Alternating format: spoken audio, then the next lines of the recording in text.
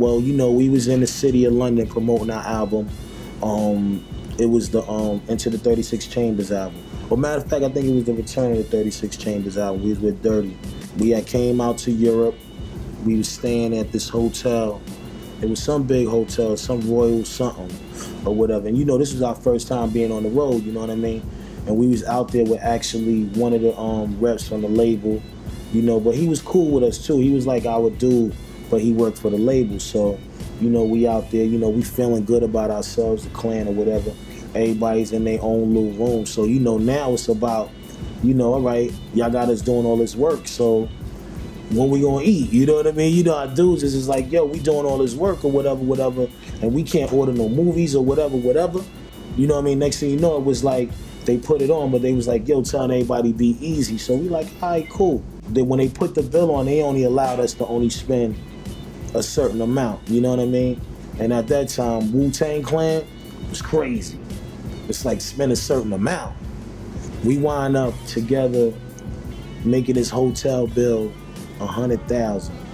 You know, we was loving the fact that we was doing it on purpose, you know what I mean? It was like, other than just fucking the room up and doing stupid shit, we was more or less on some, yo, we about to bust this card wide open. Word. Next thing you know, the bill was 100,000. I just remember us ordering all kind of shit, laughing, dying laughing. Yo, we want 3 bottles of Dom Perignon. We want salmons, we need 6 salmons and all that. I just remember me and Ghost just really amping it up. Cause we was mad at the rep that they had with us, cause he was being funny, you know what I mean? You know, when you out there on the road, you can't deprive artists what they may need or whatever, and just keep coming up with these excuses. But when they finally did it, it's like, we was like, yeah, all right.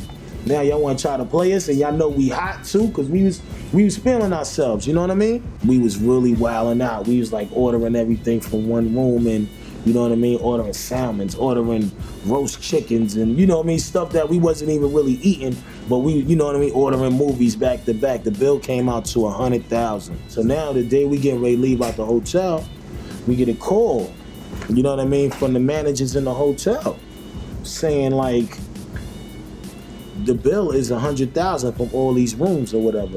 It may have been 7 rooms, and out there in London, the money is different. Imagine how it, you know what I mean? They was talking that pound stuff and all of that, you know what I mean? So boom, so now everybody in the hotel on some, who gonna handle it, you know what I mean? So boom, we trying to get out the hotel. They had the police downstairs on some nobody ain't going nowhere until this bill get paid, or we going over here. The dude, you know what I mean, the dude that we did it to, his credit card, he had to call up the record company.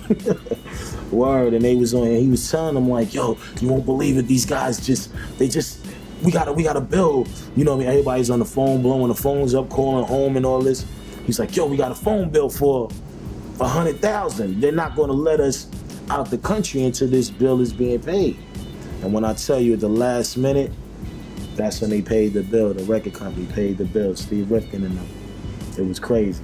Word. They was trying to hold us captive in London behind that. It was mad funny though. After that, the dude ain't never worked with us ever again. He was like, word, I don't know if they fired him or whatever. But that was a gangster memorable moment right there. My dad's like, you know, police pull you aside, take that bass out of your voice, always call him sir, because what that dude is trying to do is get home safe to his family. He about nervous as hell pulling you over. I heard people talking about that verse before I heard it. And they was like, man, this new tribe, Fife, he coming, dude. Like, oh my God. Like, fools was like amazed, actually. Like, it was the dopest verse they ever heard. You know, one of the original names I think we had was like Angels with Dirty Faces. We had all these different names, and Hank was just like, nah, you're the young black teenagers. And we were like, what? And your first record's gonna be Proud to Be Black was our first song. I think some of that music is pretty harmful. Some of that hip hop music, strip clubbish sounding trap, I think it's harmful to kids, man.